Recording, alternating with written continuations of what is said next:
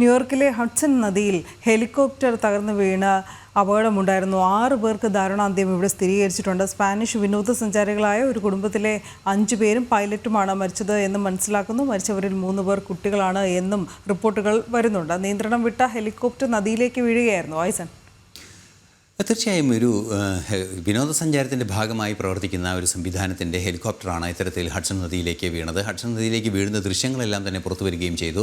Helicopter തലകീഴായി വായുവിൽ തന്നെ മറിഞ്ഞ് നേരെ വെള്ളത്തിൽ പതിക്കുകയായിരുന്നു. അതിലുണ്ടായിരുന്ന 3 കുട്ടികളും 2 മുതിർന്നവരും പൈലറ്റും ഉൾപ്പെടെ 6 പേരും കൊല്ലപ്പെട്ടു എന്നാണ് ഇപ്പോൾ നമുക്ക് ലഭ്യമാകുന്ന വിവരം.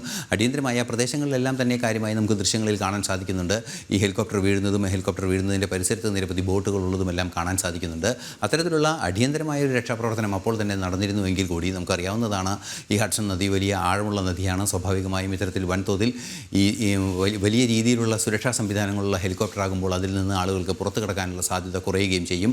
അത്തരത്തിലുള്ള പ്രശ്നങ്ങളെല്ലാം തന്നെ ഒരേ സമയം ഉണ്ടാവുകയും വളരെയധികം നേരം അല്ലെങ്കിൽ 10 മിനിറ്റോളം വെള്ളത്തിൽ മുങ്ങിക്കിടക്കുന്ന ഒരു സാഹചര്യം കൂടി ഉണ്ടായതിൻ്റെ പശ്ചാത്തലത്തിലാണ് ഈ 6 പേരുടെയും മരണം സംഭവിച്ചത് എന്നാണ് അറിയാൻ സാധിക്കുന്നത്. നിലവിലെ സാഹചര്യത്തിൽ 6 പേരും മരിച്ചു എന്ന റിപ്പോർട്ടുകൾ വരുന്നുണ്ട്. അപകടത്തിനെ സംബന്ധിച്ചുള്ള അന്വേഷണം ഫെഡറൽ ഏവിയേഷൻ ഏജൻസിയൊക്കെ ആരംഭിച്ചിട്ടുണ്ട്. അപകടം സംബന്ധിച്ച പ്രാഥമികമായ വിവരങ്ങളൊന്നും ഇതുവരെ ലഭ്യമായിട്ടില്ല. നിയന്ത്രണം വിട്ട ഹെലികോപ്റ്റർ തലകീഴായി മറിഞ്ഞ് നേരെ വെള്ളത്തിലേക്ക് പതിക്കുകയായിരുന്നു എന്നാണ് അറിയാൻ സാധിക്കുന്നത്. അനു, ശരി.